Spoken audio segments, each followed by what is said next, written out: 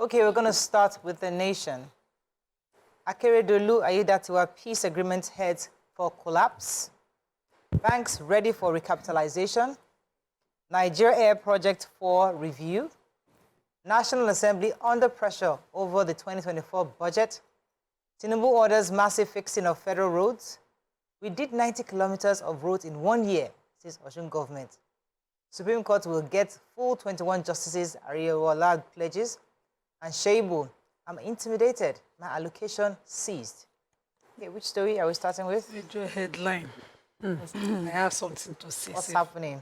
So, the people that are pro Ayedatiwa, that's the deputy governor of Ondo State, are insisting that the peace brokered by the president between himself and the governor, his principal, thank you, that's the word, was that he was going to take over as acting governor. And so they're asking the House of Assembly to do the needful. But, you know, the Speaker of the House of Assembly says that that's not the truth. And I stay on that peace brokered. I stay on what was agreed. He insists that they did not agree such. And so he will not allow it to happen. And I'm wondering, as Speaker, learn to separate yourself. What is the Constitution saying? Your business is lawmaking. If the governor is ill, God forbid, you know, that is the situation on ground. If that is the reality on ground, the Constitution has provided for it. It doesn't mean make him less of importance or make him a less important person in Ondo State.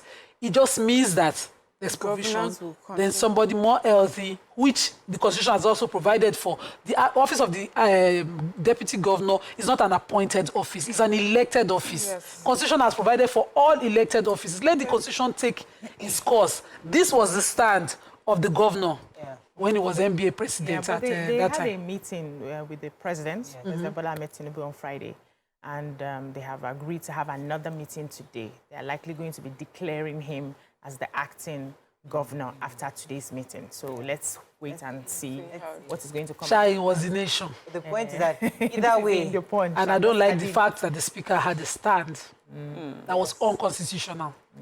But the president has waded in now, so let's hear what's... No, the president shouldn't have to have a constitution. Even the president should not be anti-constitution. It's a constitution. So I know the president to be very democratic. I believed that peace deal was to ensure that the constitution... But there are always political exigencies. Always all the time. The president can wait. Let's move on. Let's move on. Another story. Yes, I do. So our president, again, has ordered a massive rehabilitation of dilapidated federal roads across the country. The roads include the Makurdi, Nsukka 9th Mile, East-West Road, Lagos-Abeokuta Expressway, Benin Bypass, collapsed bridges of Enugu, Port Harcourt Road, collapsed bridges of Shandam Plateau, Abuja, Kaduna, Zaria, Kano, and Gombe Bauchi roads, amongst many others. The Minister for Works was saying that this present administration inherited 6 trillion naira deficit in road infrastructure, but the president is determined to confront the challenges.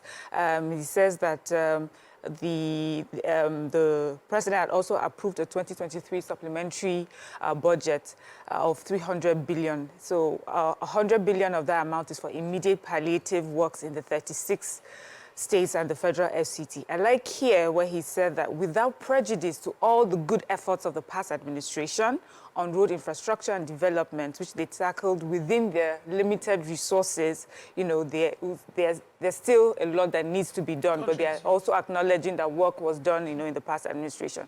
Now, there's this new thing the president is saying. He says, see, this road work that we're doing, we're all involved. So if you're on a particular road while construction is going on, you don't think they're doing it right, you don't think they've done one part right, there are numbers that have been given to Nigerians to call and make known what they see. Take a picture, send to them, and make this call. So, I don't know, should I call them out? No need. So, okay, read the papers, and you find 3 numbers that you can call when you see anything going on those roads. Moving quickly now to the budget. So, tomorrow, the president will present 27.5 trillion naira budget for 2024 to the National Assembly.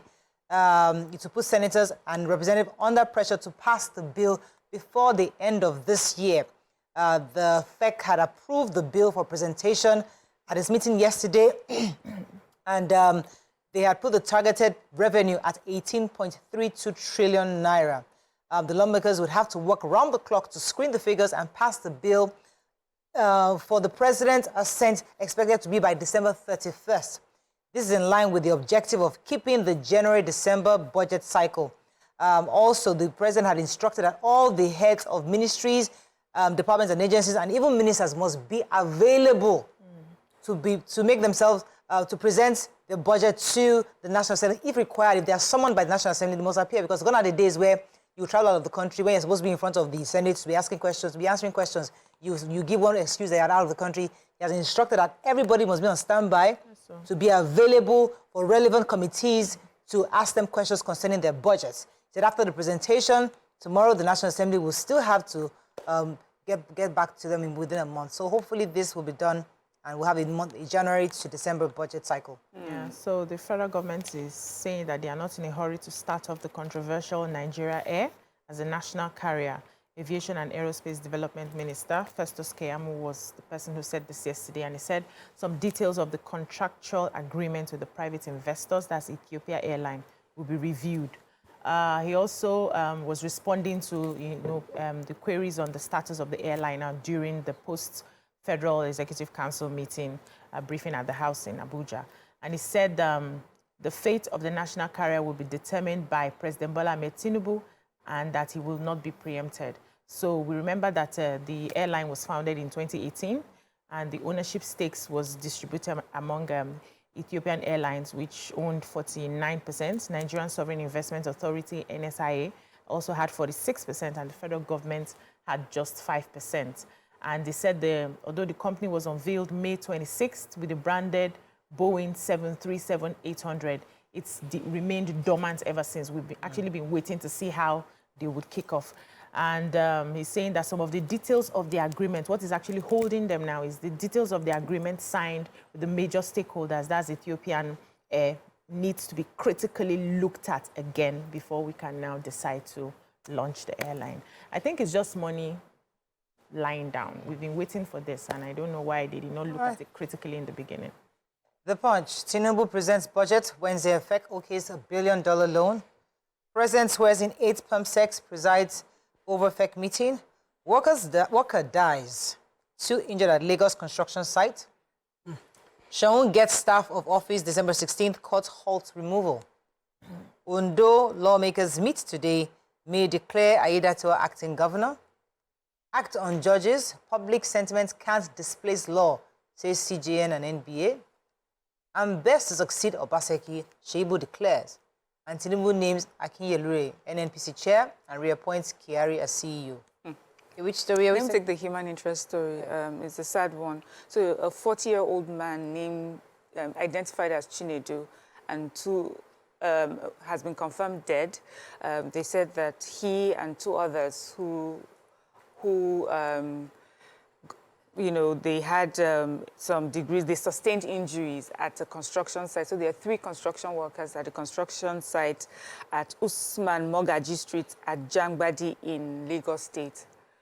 And they said that eyewitnesses said what they first heard was like screams for help. And then when they rushed there, they realized that bags of cement had fallen on these 3 people. They were like, you can imagine how heavy carrying one bag is. It says the number of the cement bags that fell on them, it was obvious that, this was a serious situation. They were quickly rushed to the hospital. Unfortunately, one of them, who is Chinedu, passed on. The police command here in Lagos has confirmed that this incident has happened and investigations will go on to find out what to do. But the poor man is in the mortuary now. May their souls rest in peace, and then we need to also look at safety measures when construction is going on. Yes, hard hats and stuff like that. Let's go on a quick break now. When we come back, we continue with our review. Stay with us. We'll be right back.